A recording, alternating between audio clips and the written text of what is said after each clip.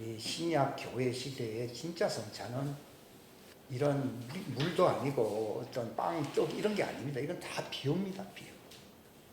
생명수입니다. 생명수. 이걸 생명수를 성령님이라고 그러거든요. 왜냐하면 그 배에서 생수의 강이 흐른다고 하시면서 이는 저들이 받을 성령을 가리킴이라고 요한복음 7장 38절에 말을 하고 있습니다. 그러니까 고린도전서 12장 13절에 뭐라 말합니까? 성령 안으로 침례를 받을 일이 있습니다. 뭐 어떤 낙동강이나 무슨 요단강 안으로 들어가라 이 말이 없고요. 성령 안으로 침례를 받는 자는 주님의 몸 안으로 참여하게 되는 것이고, 또한 성령 안으로 계속 생수를 마시게 된다라고 이게 킹제임스 성경에 아주 정확하게 표기가 되어 있습니다. 그러니까 이 바울이 잘못했을 때에 그 아나니아가 와서 내가 침례를 받아서 죄를 씻으라고 하는 것은요, 이런 비유를 통해서는 절대로 죄가 안 씻어집니다. 그러니까 이 하나님의 생명수 강으로 네가 바로 침례를 받아서 죄가 씻어져야 된다. 종들은 죄 사함을 받고 하나님의 자녀는 죄가 어떻게 됩니까? 씻어집니다. 이게 복음입니다. 근데 지금까지는 하나의 비유죠. 전부 비유로서는 죄가 안 씻어집니다. 종들은 의문 아래 율법 아래 있기 때문에 죄가 씻어지질 아니하고 표를 받습니다. 이 의문의 이 비유라고 하는 것은요, 그래서 표를 받는다는 말을 하는 것이지, 그들도 뭐 같이 다 똑같이 되면은 차별할 게 있겠습니까? 근데 율법 아래 있기 때문에 율법은 의문과 그림자거든요. 그러니까 죄를 씻는 게 아니고 죄가 용서되는 거예요. 죄가 용서받으면서 그들의 이마에 천사의 표를 받게 된다는 거죠. 그래서 그러면 그걸로 끝나는 게 아닙니다. 그 사도행전 3장에 바울이 설교했잖아요. 뭐 했습니까?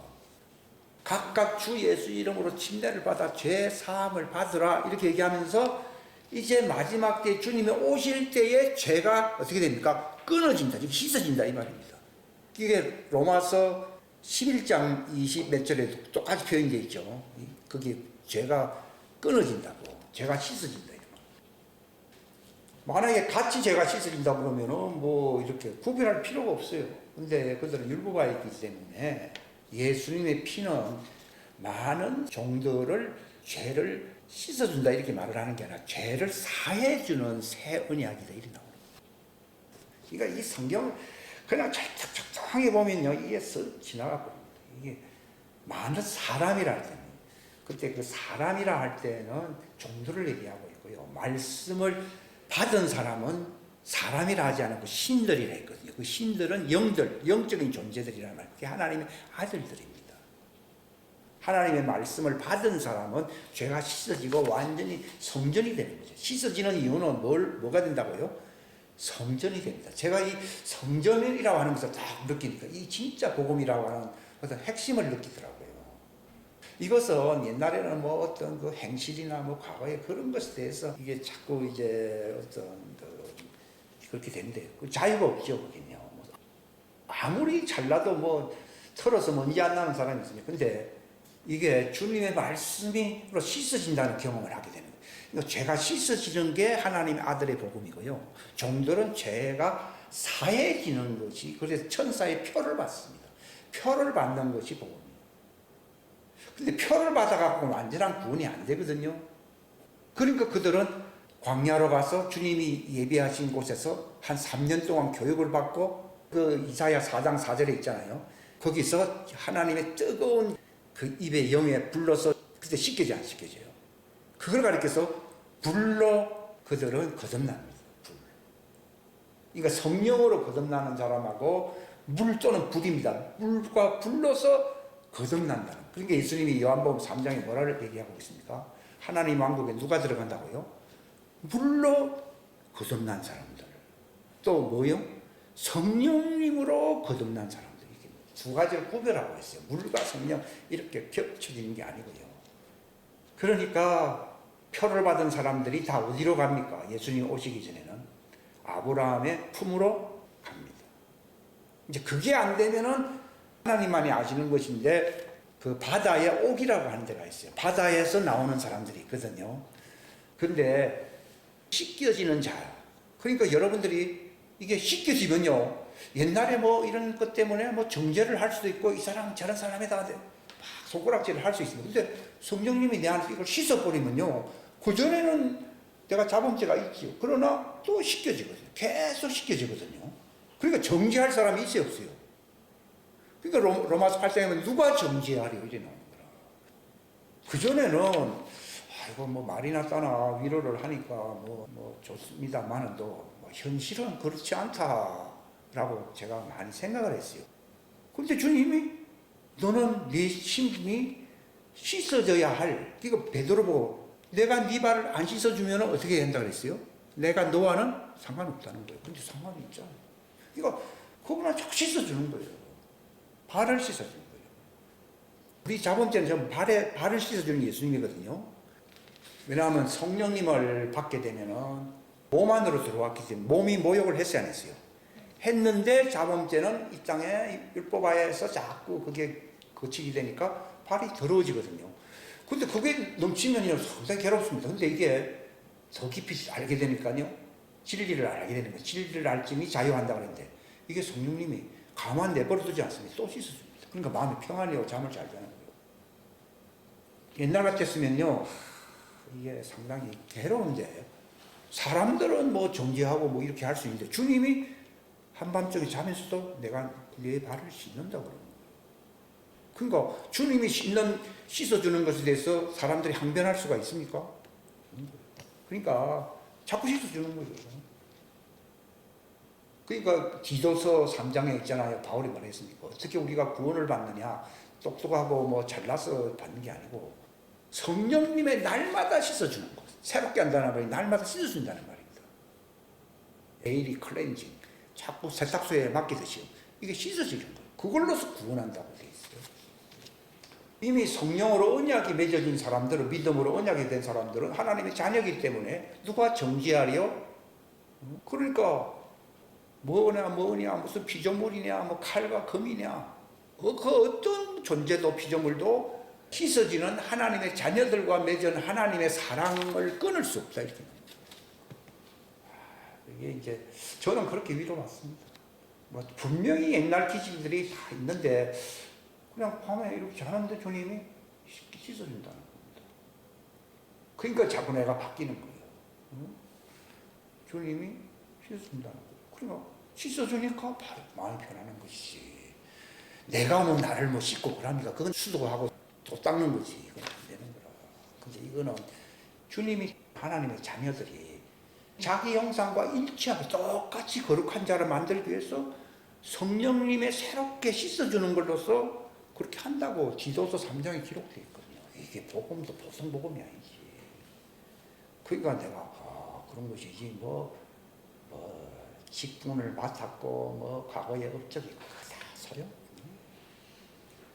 종들은 내가 소자야 안심하라 내가 네 죄를 사한다 그러면은 표를 받게 되어서 아브라함 품에 들어가는 거야 이게.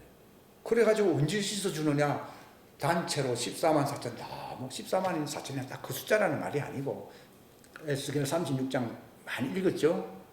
그들은 뼈다귀 같은 존재거든요. 거기에다가 저를 씻어가지고서는 그래도 뼈다귀요. 그러니까 숨을 생기를 불어넣어가지고서 살게 한다고 해요. 그게 에스겔 36, 37장이 그들에게 마지막 되어지는 복음이에요. 이건 신약 성경에 기록되어 있는 게 아니라 도리어 구약 성경에 기록되어 있어요. 그러니까 그들은 구약 백성인 거예요. 이것은 이론이 아니에요. 실제예요. 내가 뭔가 근데 거리낀 게 있는데 주님이 씻어주지 아니하면은 나는 희망이 없습니다. 애가 이거 내 친자식이다 그러니까 뭐 어쩌고 저쩌고 해도 또 씻어주고 얘야 자거라 씻어주고 이거 됐다 뭐 내일 또 평안 이렇게 해주는 것이지 아무리 뭐 친구가 똑똑하고 뭐 옆집 사람이 어쩌고 해도 그거는 집안의 언약 그 가정도 언약이거든요. 그 언약 속에 있지 아니하기 때문에 그 아무 상관이 없는 거예요. 그러니까 언약 백성이다. 그러니까 하나님의 자녀들의 언약은 하나님 언약은 씻어줘 가지고서 육체 안에서 완전하게 되고 난 뒤에 준비했다가 뭐 낙원에 가든지 아니면 하늘로 올라가든지 그 둘 중에 하나. 근데 종들은 태생이 피조물입니다. 이것을 자기가 정확하게 알기 전까지는요, 조금 뭐 재미난 소설책처럼 들릴 수도 있어요. 그러니까 뭐 장래에 뭐 어떤 일이 일어날 것인가 그런 것이 더 중요한 게 아니고요. 내가 어떤 존재인가. 남이 뭐 나를 어떻다 하더라. 이게 아니라 주님과의 나와의 관계 속에서 씻어지고 있는 사람은 하나님의 자녀고 죄를 자꾸 사해줍니다. 네 죄사함 받았느니라. 예수님 그러잖아요.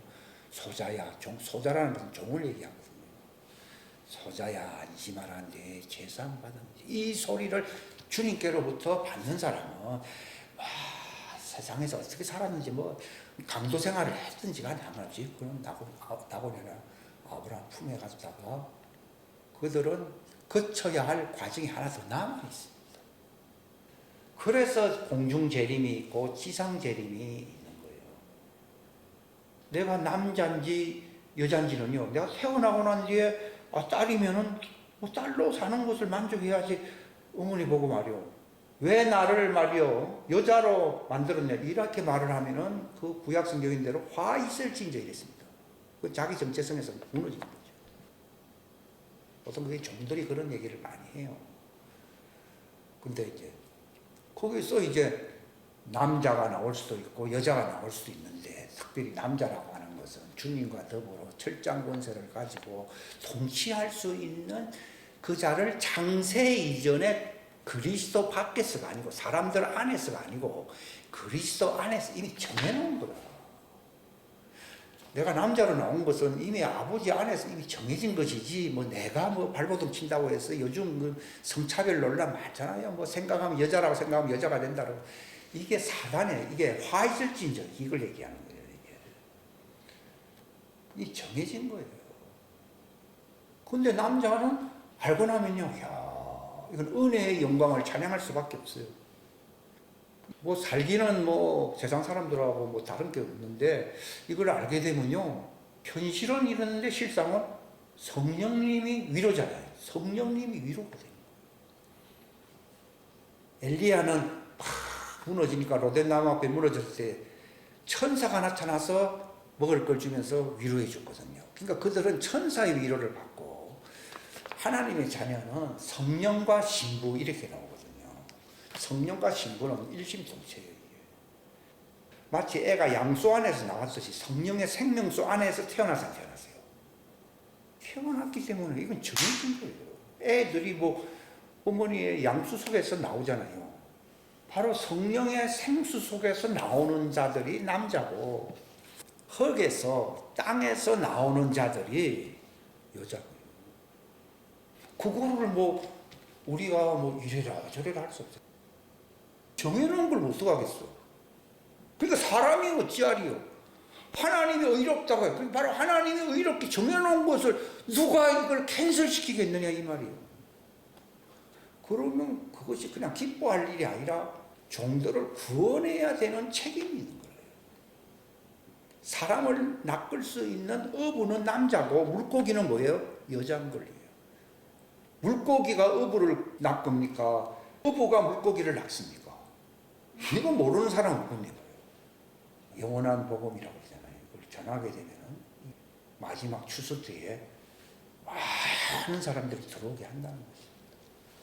그러니까 다니엘서에 많은 사람들을 그렇게 하는 자들에게 하늘에 그렇게 나온다 이렇게 나와 있잖아요. 그러니까 소돔 고모라가 죄가 뭔가는요, 하나님이 정해놓은 성을 불가침 영역을 건드리는 거예요. 그게 소돔 고모라예요. 그래서 미국이 다른 거는 잘 좋은 게 잘난 게 많은지 몰라도 이것이 완전히 전 세계에 수출하고 있고 지금 막 보면 지멋대로잖아요. 그래서 하나님은 땅을 세척하고 나누는 거예요. 소돔 고모라. 소돔 고모라보다 더 심하다. 제가 저번에 지도가 이렇게 삼각형 나뉘는 거 있었잖아요. 그죠? 이렇게 개기일식이 이렇게 지나가고 이렇게 지나가고 해가지고 3등분 하나님이 해가 지나가는 개기 일식선으로서 미국이 어떻게 3등분 되는지를 보여주잖아요. 어떤 분이 시드로서 어떻게 한 일주일 전에 나와서 증언을 했는데 쭉 자는데 미국이라는 큰 땅덩어리가 지도처럼 보이는데 시뻘건 것이 팍 점이 나타나. 그럼 놀라가 잠을 깼다고 그러죠. 그것은 놀랄 일이 아니 모르는 사람이 놀랄 일이고요. 하나님이 정해놓은 것을요. 그렇게 인간들이 그렇게 나를 남자로 여자로 쭉 하면서 이게 논란을 한다는 것은요. 창조주 하나님을 삿대질하는 것도 이것은 다른 잘못보다도 죄질이라고 그러잖아요. 그게 다릅니다. 이거는 우리 생각에는요. 쓸만한 일, 아이고 뭐 동성애가 뭐 재밌다 이렇게 말하는 사람도 있어요. 이것은 창조주 하나님의 손을 건드리는 거예요. 그러니까 하나님의 손에 빠지는 자들은 두려워할지도 하는 말이 히브리서에 있죠. 뭐 건드리는 거예요. 그래서 심판을 피할 수가 없다 이렇게. 지금 그 시기인 거죠. 그래서 제가 첫 시간에 기도하기 전에요. 여기 한번 보세요. 오늘 제목이요. 새하늘과 새 땅을 바라보자. 지난번에 나눠드린 것에 다 있어요. 있는데 이것은 제가 2019년도 그때 이것을 제가 확정을 친 거예요. 이게. 그러면서 이 말을 받을 사람들이 많지 않다 하는 그런 감동을 받았고 그래서 이제는 네 생각대로 하지 말라고 하는 것이죠. 그 전에 설교는 다 내 생각이 많이 들어간 거거든요. 즉 다른 말로 얘기하면 가짜가 많이 들어갔다는 얘기입니다. 가짜가 조금이라도 들어가면 진리가 아니거든요. 그래서 그때가 2019년이었는데 벌써 70번째 대희년이 2015년도에 이미 시작이 되었구나. 하나님이 이 7년 풍년을 하나님이 숨기셨다 그러더라고요. 왜냐하면 적그리스도의 달력에 의하면요. 2018년도에 뭐가 나타나고 뭐 이렇게 하면서 이 과정이 짧아지는 거죠. 근데 이 하나님의 진리가 드러나는 시대가 풍년이라는 거예요. 이 풍년이라는 것이 잘 먹고 잘 산다 그런 것보다 영적으로 얘기하면은 7인의 비밀이 열린다는 거죠. 즉 요한계시록이 열린다는 거예요. 왜냐하면 다니엘서에 보면은 그 마지막 때 일어날 일을 다니엘에게 하나님이 보여주셨는데 이것이 무슨 뜻입니까? 하니까 네가 이제 좀 쉬고 이제 좀 가만히 있으라고 했죠. 때가 되면은 이제 열릴 것이다 이렇게 얘기했잖아요. 그 지금은 인을 봉했다고 그 다니엘서에 나오거든요. 그런데 요한계시록에 보게 되면은 요한이 올라가서 봉한 인을 보고서 울었다 그랬잖아요. 그러니까 어린 양께서 나타나셔가지고서 그 뒤에 이어지는 말씀이 다니엘 시대 때 그 봉해졌던 그 마지막 그 예언의 말씀이 열릴 것이다 이렇게 얘기합니다. 물론 초대교회 때는 요한하고 그 관련된 사람들만 알았습니다. 그런데 놀라운 것은요. 저는 80년대부터 부분적으로 요한계시록을 조금 알고 있었고 뭐 이렇게 글도 좀 쓰고 그랬어요. 근데 제가 한 10년 지나고 난 뒤에 서울에 있을 때에 그거 얘기하지 말라고 그러더라고요. 만약 그러면 거짓 선지자가 된다는 거죠. 그래서 팍 다물고 한 20년 가까이 그냥 가만히 있었죠. 근데 2019년도에 딱 이렇게 보니까 이게 요한계시록이 내가 뭘 잘못 보고 있고 부분적으로 보고 있다고 하는 것을 알게 된 거예요. 그러니까 이 스케줄이 딱 맞춰지는 거예요. 이게 딱 맞춰지는 거예요. 이게 어떤 사람들 이게 몇 년, 저도 한때는요 몇 년 정도는 뭐 이렇게 변경이 있지 않겠습니까? 그런데 그걸 변경하려고 그러면은 창세기부터 다 바꿔야 된다. 우리나라가 어떻게 될 것이냐 또는 부분적인 예언들이 있거든요. 그거는 기도를 많이 하거나 회개하면은 조금 바뀔 수는 있어요. 그런 거는. 근데 이 성경적인 그걸 뭐라 디스펜세이션, 경륜이라고 하거든요. 이 성경에 기록되어 있는 진리의 경륜은 바뀔 수 있습니까? 고정된 겁니까? 고정된. 부분적으로 그렇게 연장이 되거나 완화되거나 하는 것은 어떤 부분에서 있을 수 있습니다. 그러나 진리는 변경이 안 됩니다. 만약 이걸 바꾸려고 그러면요. 하나님은 내가 잘못 생각했다. 그러면서 창세기 다시 쓰셔야 됩니다. 하나님은 그렇게 하실 수 있는 분도 아니시고 또 실수도 없는 분입니다. 이건 정해진 것입니다.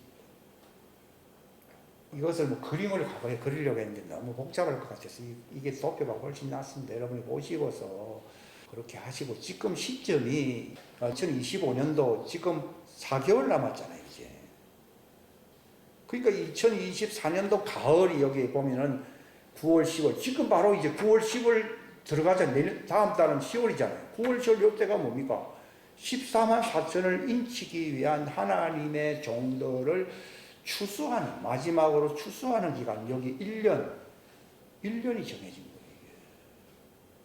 제가 이걸 2019년도 초에 2018년도에 어떤 일이 있었는가 하면은 그 사도 목사님이 얘기하는데 이 비슷한 얘기를 좀 들었다고요. 그때 과연 그런가 했는데 네빌 존슨 목사님이 또 어떤 말씀을 하시더라고요. 이걸 다 설명하려면 복잡한데 말씀을 하시더라고요. 그러면서 이미 이것에 참여할 자들은 남겨두고 여기에 참여할 자들이 아닌 자들은, 하나님의 아들들은 하나님이 데려간다는 얘기예요. 옛날 그런 말을 했잖아요.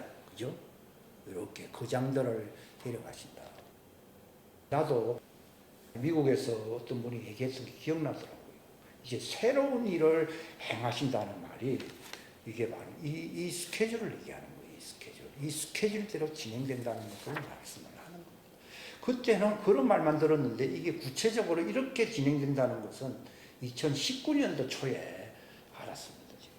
근데 힘들었던 거는요, 과거의 모든 것을 다 내려가고 이것을 내가 다 소화를 해가지고서 사람들한테 얘기를 하려고 그러면, 목사님 과거에 이랬다 저랬다 합니까? 이 소리도 할 수가 있는데 그거는 내가 잘못한 것이고, 주님이 이제 새롭게 말씀하시고 이미 고정된 마지막, 이걸 영원한 복음이라고, 이것을 아는 것을 영원한 복음이에요. 이게 정해졌잖아요. 이게 생각할 때. 이거 뭐 또 다른 게 있는 게 아니라 이게 영원한 복음이고, 왕국이 이제 완성되는 포음을 얘기하고, 이게 완성돼 버렸기 때문에 제가 그 전까지는요, 혹시 1년 정도는 틀릴 수 있잖아요. 근데 주님이 시간이 없다고 그러는 확정적인 거예요. 근데 신기한 건요, 이것을 이제 확정을 짓고서 옛날 같았으면은 양다리를 치기라 할까 좀 그런 면이 있었는데요, 이게 딱 고정이 되니까 주님 내 속에서요, 내 속에 어떤 그 초조 불안, 이게 잘 안 없어지거든요. 내가 너를 씻는다. 그게 주님도 반드시 내가 너를 씻는다는 거예요. 이 왕국 복음은 남부터 적용이 되는 게 아니라 나부터 적용이 돼야 돼요. 씻는다는데 뭐. 사람이 내게 어떠하리요? 저 사람이 저런 놈이요. 그렇죠. 옛날에 내 그런 놈이요. 그러나 지금은 아니요. 왜? 새 시대에 들어가서 안 들어갔어요? 들어갔고, 누구든지 그리스도 안에 들어가 있으면 침례받는다 말이거든요. 그리스도 안에 있으면. 새로운 존재라, 피조물이라. 그러니까 나야 뭐라고 하더라도 할 말은 없는데, 분명히 저 사람 저런 사람 아니고, 그래 맞아요. 옛날 그 사람 맞아요. 근데 주님이 그렇다고는 끝난 거지. 그러니까 그 말씀으로 나를 씻어줘 버리는 거예요. 그전에는 내가 생각하는 걸로서 나를 씻어보려고, 나를 이렇게 만들어보려고 노력을 많이 했어요. 근데 실패요, 실패. 근데 나는 내 생각 다 버리고, 이제 주님이 그렇다는데, 아이고, 나는 전에 엉터리로 살았습니다. 그러니까, 그렇지. 그러니까 내가 새 언약의 복음을 너희가 주지 않느냐. 그러면서 그 복음을 나를 씻어주니까, 그게 복음인 거예요. 씻어주니까 복음인 거예요. 종들은 죄를 사해주니까 복음이지, 사람들이 내가 불장에도 가고 저기 어디요 가톨릭에도 가고 비나이다 그래가 안 되거든요.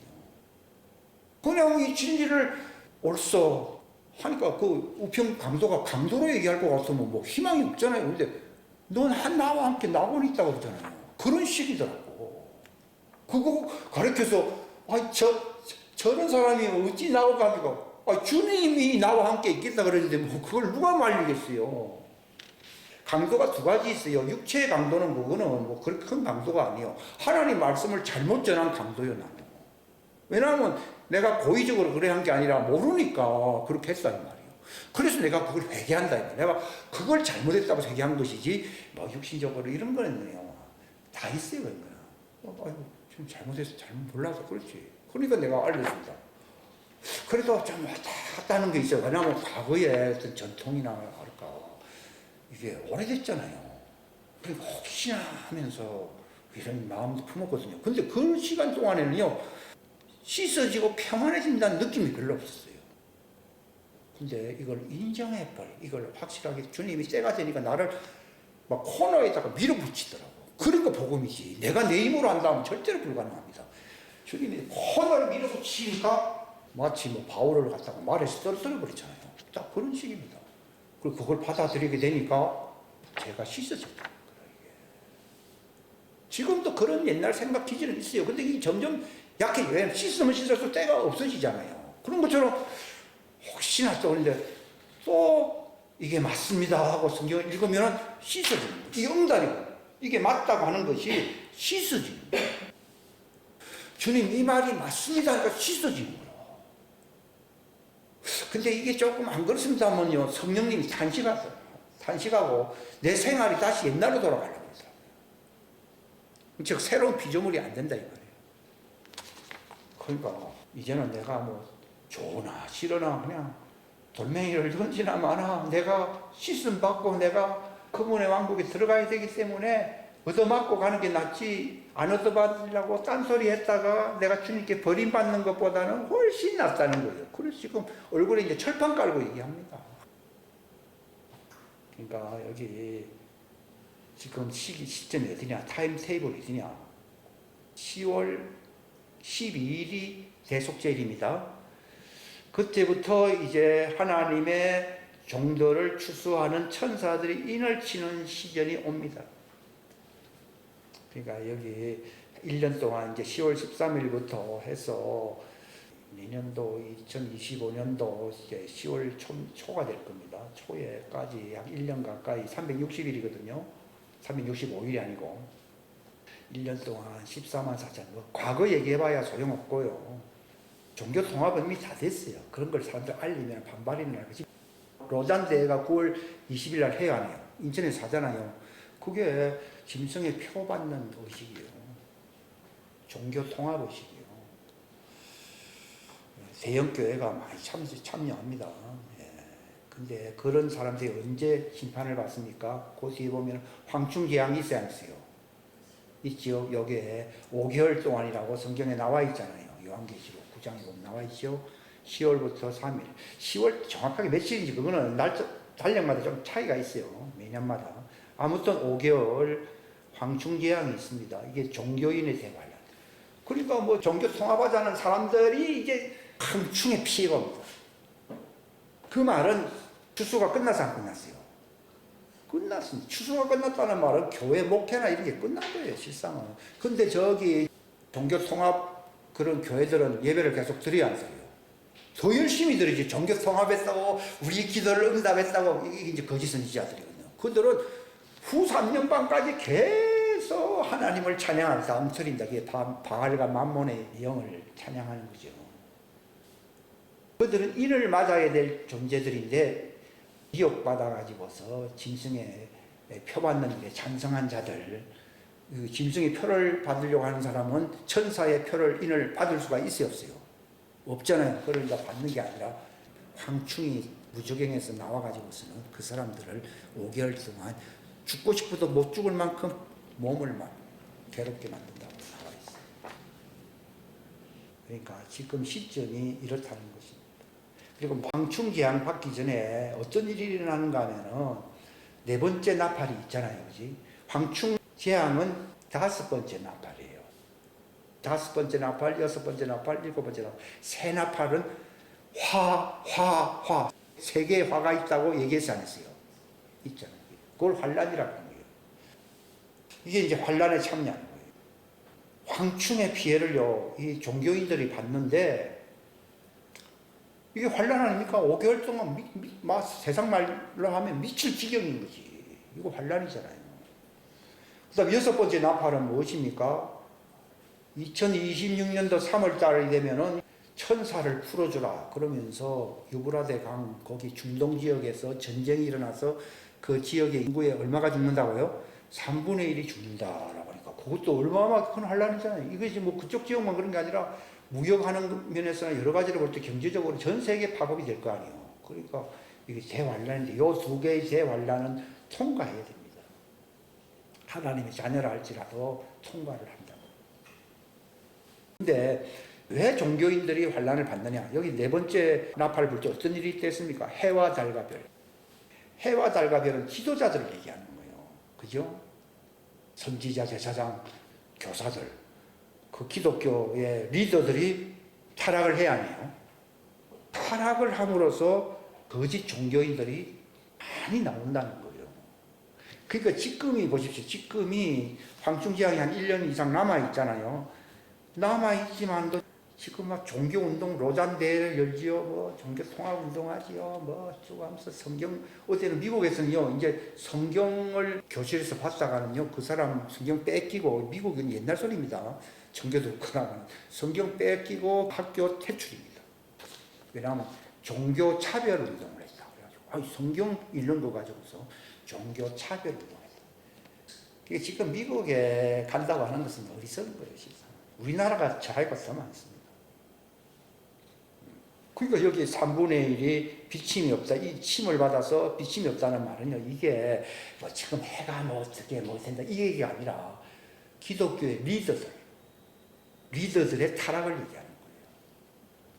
그렇게 되니까 그 이어서 종교인에 대한 환란이 왔어야 하세요? 오는 거예요. 지금 어떤 시대에 우리가 살고 있습니까? 지금 세 번째의 나팔이 보면은 지금 딱 2024년도 후반기잖아요. 딱 보면 걸려있죠. 네 번째 나팔은 아직 본격적으로 진행되는 건 아닌데 준비만 하고 있죠. 이제 2025년 되면은 뭐 성경 본다든지 하면은 감옥에 가는 거예요. 그리고 교회에서요, 성경 가지고서 예수 전하니까요, 종교 차별 운동 한다고 해서 2025년 되면은 딱딱 법을 만들고 있거든요. 딱딱 들어와가지고서 잡아갑니다. 그게 2025년도에 네 번째 나팔이고요. 세 번째 나팔은 햇불같이 사는 별이 떨어진다. 이 말은 물이 쓰게 된다 그랬거든요. 이것은 하나님 말씀이 왜곡돼서 안 되거든요. 그 성경의 에스겔서에 보면 쑥으로 쓰게 만드는 자들이 화해설진적 그랬거든요. 그게 하나님의 말씀을 배도하는 선지자, 거짓 선지자들. 이걸 멸망케 할 진노의 포도주라. 이걸 가지고 쑥이라고 얘기하는 거예요. 어떤 사람들은 이게 옛날 체르노빌에서 일어난 일이다. 체르노빌 끝났잖아, 지금요. 그 얘기를 하는 게 아니에요. 지금 우리 시대가 아모스에 보면 나와 있잖아. 이 하나님의 말씀의 빈곤으로서 사람들이 헐떡거리면서 방황하네요. 그러니까 제대로 된 메시지를 지금 들을 수가 없어요. 지금 교단에서 뭐 이렇게 유튜브로 설교가 많이 나오거든요. 그런데 그게 쑥이었어요. 그래서 신앙이 죽어버린다는 걸 얘기하는 거예요. 그렇게 되고 말씀이 죽으니까 지도자들이 죽는다. 이게 3분의 1씩 이렇게 나오잖아요. 그치? 이것이 단순히 물리적인 걸 얘기하는 게 아니라 이게 다 영적인 것이에요. 그러니까 종교인들이 황충재앙을 받는 것이지, 뭐 별 하나 떨어졌다고 해서 뭐 그렇게 타락이 일어나고 뭐 그럽니까? 그런 건 아니잖아요. 물론 그런 게 징조로서 유성이 많이 떨어지고 있고요. 지나가고 있고요. 이건 하나의 표징이고요. 실제 핵심은 말씀이 쑥이 된다는 거예요. 그게 에스겔서 보면 나와 있습니다. 지금 우리가 세 번째를 통과해서 지금 네 번째 이제 지도자들이 이제 짐승의 표를 받는 일에 앞장서. 옛날에 그 한국에서 그 신사참배를 장로교 그 교단에서 아예 가결을 해버렸잖아요. 그런 것처럼 이 네 번째 나팔 시대 25년도가 하면은 아마 교단적으로 그럽니다. 우리 다 짐승의 표를 받읍시다. 이런 한다니까요. 요게 네 번째 나팔인 거예요. 근데 아직은 교단적으로 뭐 그렇게 이렇게 안 했잖아요. 근데 이제 말씀이 죽어버리니까 3분의 쑥이 돼서 죽어버리니까 네 번째가 나타날 수밖에 없어요. 그러니까 다섯 번째는 너희는 구원이 끝났다는 거예요. 구원이 끝났다는 것이 화지, 뭐 배가 고프니까 화, 이걸 얘기하는 게 아니라 너는 이제는 끝났다, 너는 지옥이다, 이걸 가르쳐서 다섯 번째 황충의 피해를 받은 사람은 회개가 효력이 있습니까? 없습니다. 끝났습니다. 그러니까 이제 주님이 핏값을 이제 찾으시거든요. 30냥으로 예수님을 팔아먹었잖아요. 우리 후손에게 돌리셔서 그랬잖아요. 금방지게 하나님 보고 우리의 죄를 우리 후손들에게 돌리다는 거. 그러니까 주님이 공중재림하기 전에 이 빚을 청산을 해야 되잖아요. 청산하고 난 뒤에 주님이 오시는 거예요. 사람이 무슨 무익한 말을 할지라도 그에 대한 신문을 만든다고 되어 있는데 우리 후손들에게 돌려줘서 그 무익한 말에 대해서 빚을 갚아야 되죠. 근데 이걸 영원히 갚아버리면 인류가 멸망하니까 나팔절 때까지 이게 딱 끝납니다. 이게. 그러면서 휴거가 일어나잖아요. 휴거가. 그죠? 여섯 번째 나팔이 딱 끝나니까 이게 중동전쟁이 이제 왜 끝나는가 하면은 휴거 사건이 있어야 되기 때문에 주님이 빚을 갚기 때문에 빚이 이제 됐다. 그게 끝나는 겁니다. 그 전쟁이 끝나는 게 주님이 피가 족하도다. 그게 요한계시록 있잖아요. 17장에도 있고 14장에도 있고. 그러니까 많은 순교자들도 나오는 거예요. 왜냐하면 조상들이 그 나쁜 짓을 했기 때문에 그에 대해서 핏값을 받는 순교자들도 많이 나와요. 그게 인에서는 다섯 번째 인때니까 그런 일이 일어났고 많은 순교자들이 왜 나오느냐. 그러니까 핏값을 하나님 받는다는 거예요. 그러니까 주님이 이제 빚 다 갚았다 할 때는 전쟁 끝나야 안 끝나요. 딱 끝나요. 그러면서 공중에 주님이 무지개 언약으로 나타나야 안 나타나요. 쫙 나타나는 거예요. 이때 휴거가 있죠. 그러니까 이 노아에게 무지개 언약을 보여줬다고 하는 것은 노아가 하나님의 아들이잖아요.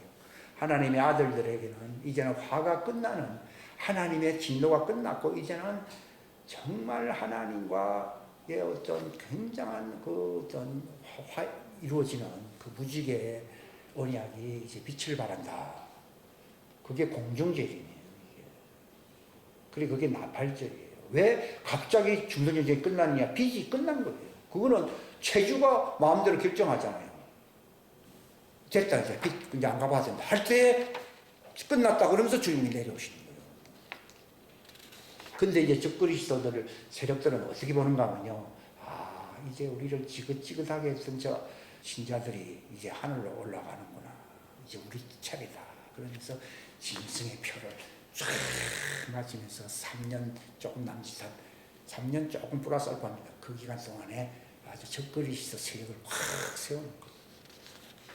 그때도 종들은 피난처에 들어간 사람도 있는데 그때에 순교하는 사람들이 많이 나타납니다. 그게 요한계시록 14장이나 17장 정도에 보면 16장에 보면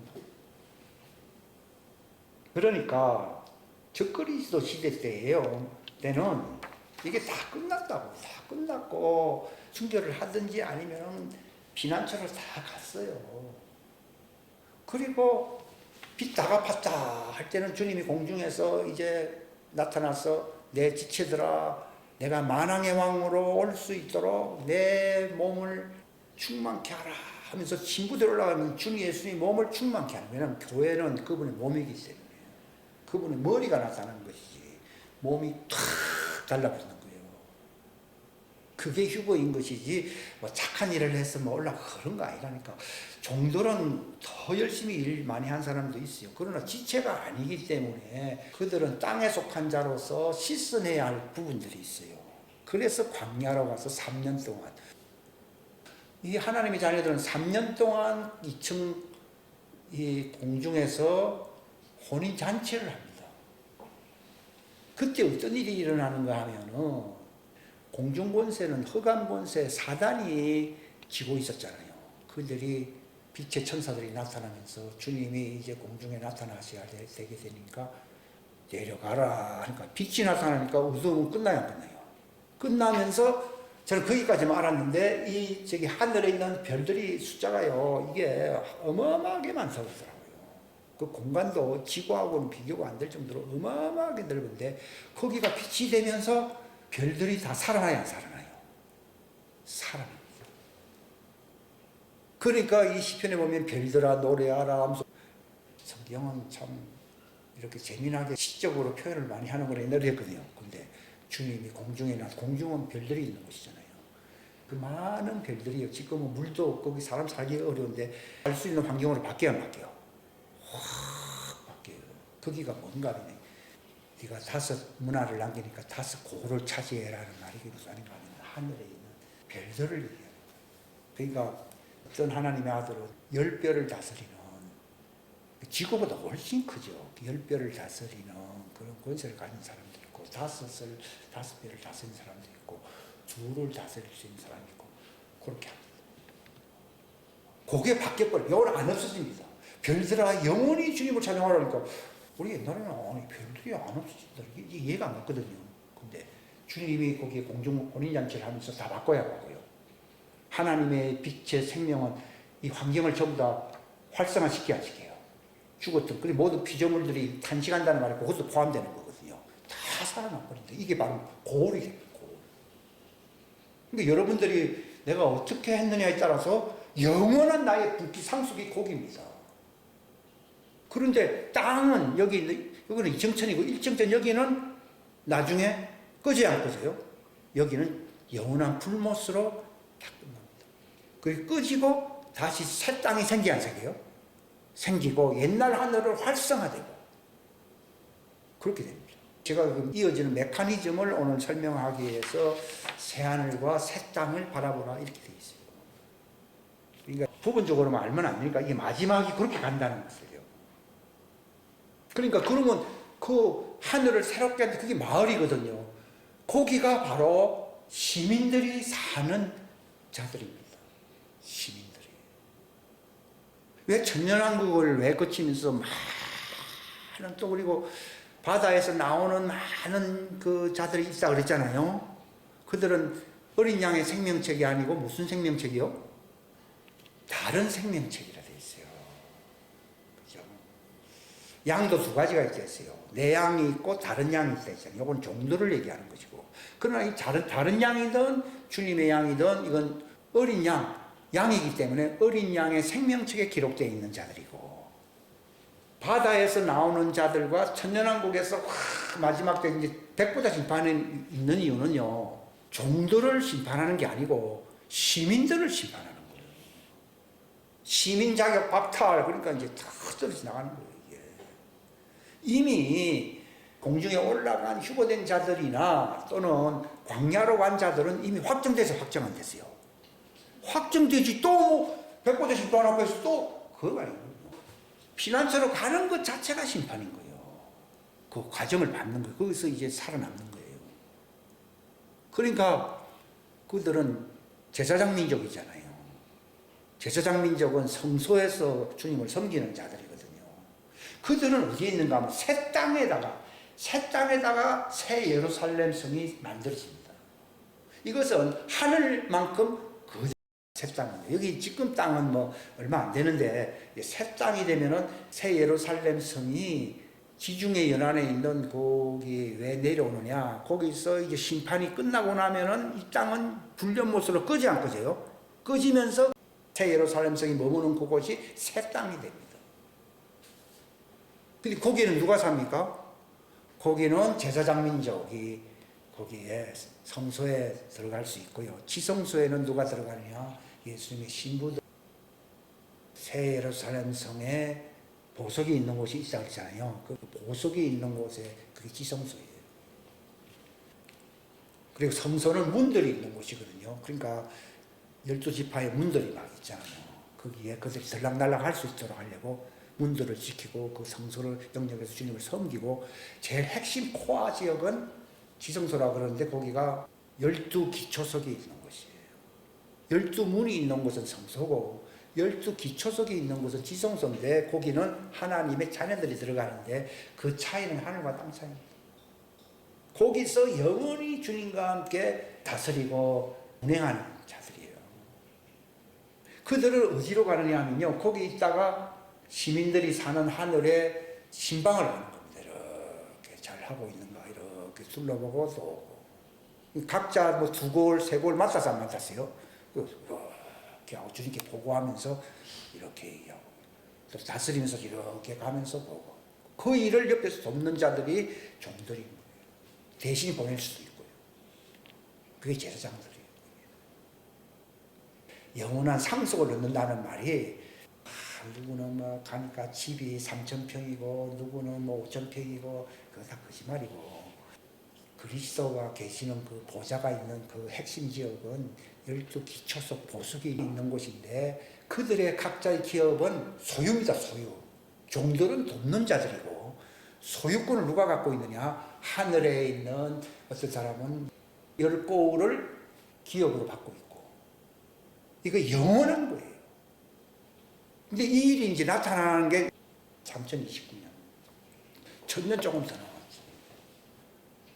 그러니까 1000년 기간이 왜 필요하냐? 거기에 이주할 시민들을 하나님이 양성하는 시대입니다. 왜냐하면 주님이 혼인잔치를 해야만이 시민들이 들어갈 별들이 새로워져요. 새로워지기 때문에 밑에서 천연왕국을 펼치면서 거기에 들어갈 자들을 주님이 준비하는 거예요. 그들은 이제 지하 감옥에 있든지 바다에서 이제 준비하고 있다가 마지막 때 나오라 할 때 나오는 자들이에요. 지금도 많은 사람들입니다. 주님, 그렇게 제사장들이나 종들이 많이 필요합니까? 그러니까 제가 딱 깨달은 거는요, 거기에 종들만이 그렇게 있는 게 아니고 천년왕국에 들어갈 시민들이 많다는 것입니다. 그러니까 하나님의 아들들이 막 섞여서 사는 이유는 하나님의 아들들이 복음을 막 외치다 보니까 나도 하나님의 아들이다 하면서 많은 사람이 나오는데 나오고 보니까 아들과 종으로 남자와 여자 구분이 돼야 안 돼요.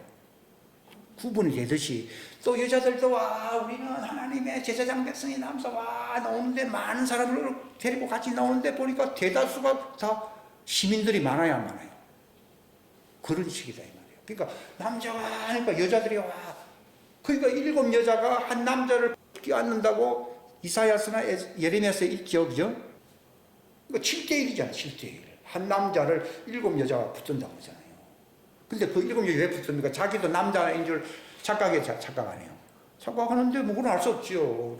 근데 나중에 7 여자들이 이제 광야 자기들 여자인 줄 알고 이제 우리 광야로 가자 하는데 자기들만 갑니까? 가족 식구들 다 끌고 갑니까? 다 끌고 가는데 다 여자가 아니고 뭐예요? 시민들입니다. 그러니까 지금 우리도 하나님의 아들이다 좋습니다. 그렇게 해야 돼. 그래야지 같이 가지. 같이 가는데 막 황충의 피해를 받으면서 사람들이 막 이상해지잖아요. 그리고 중동 전쟁도 일어나면서 우리 이제 휴거될 준비를 해야 된다고 하니까요.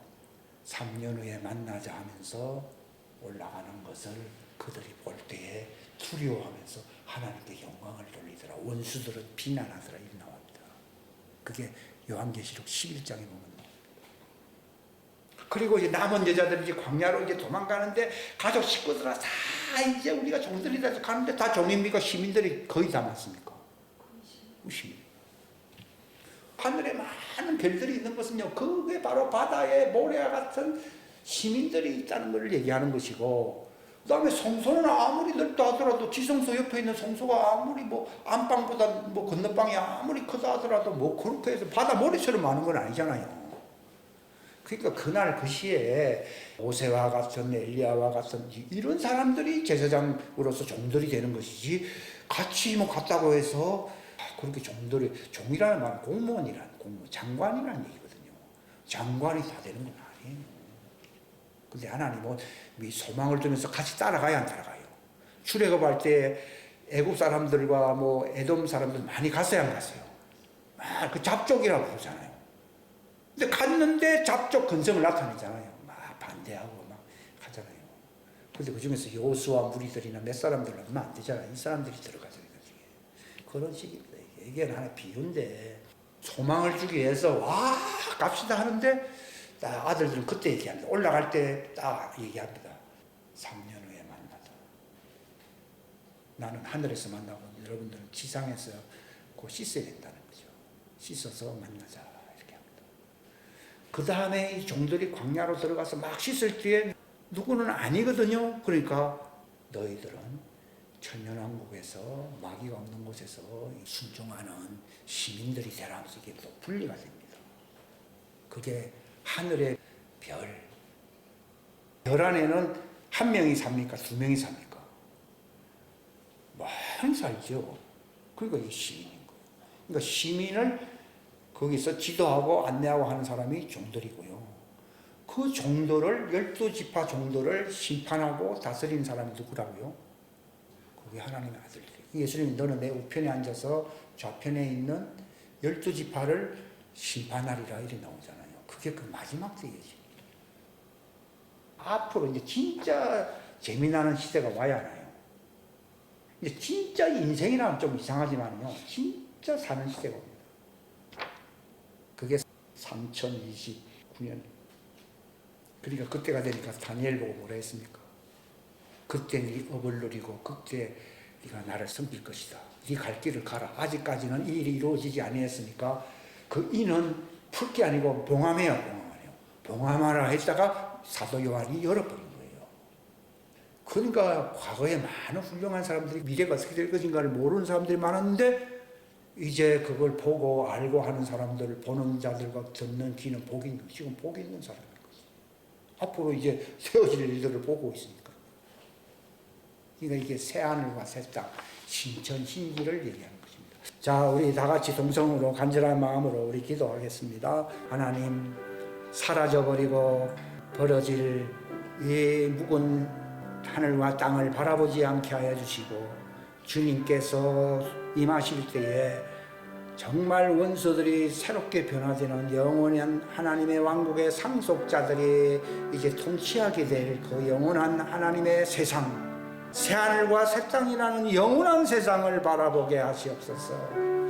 옛날 하늘과 땅은 천사들에게 맡긴 것이지만은 이제 장차 올 새하늘과 새 땅의 세상은 천사들에게 맡기지 아니하고 상속자인 하나님의 자녀들에게 맡긴다고 히브리서 2장에 기록이 되어 있습니다. 하나님이 놀라운 사실을 알게 하시옵소서. 그날을 바라보는 일에 마음 빼앗기지 말고 서두르라고 말했습니다. 그래서 날마다 씻음을 받고 날마다 새로워질 수 있는 피조물들로 주님 앞에 오여시 담대히 설 수 있는 자들이 되게 하여 주옵소서. 하나님, 허무한 것에 복종하지 않게 하여 주시고 피조물들이 허무한 데 복종하게 된 것은 자기들 뜻이 아니었지만은 마지막 때가 되면은 하나님의 자녀들의 영광의 자유에 그들도 이제 소망에 이르게 될 것입니다. 시온산 새 예루살렘 성에 들어갈 때에 허무한 것에서 벗어나 종들도 하나님의 자녀들의 영광의 자유에 이를 것이라고 로마서 8장 19절 이후에 말했습니다. 하나님, 이것은 영원한 세상입니다. 우리는 영원한 복음, 이 영원한 왕국 복음을 우리가 알고 전할 수 있는 자들이 되게 하여 주옵소서. 함께 하여 주시기를 바라옵고 예수님의 이름 받들어 간절히 기도하옵나이다. 아멘.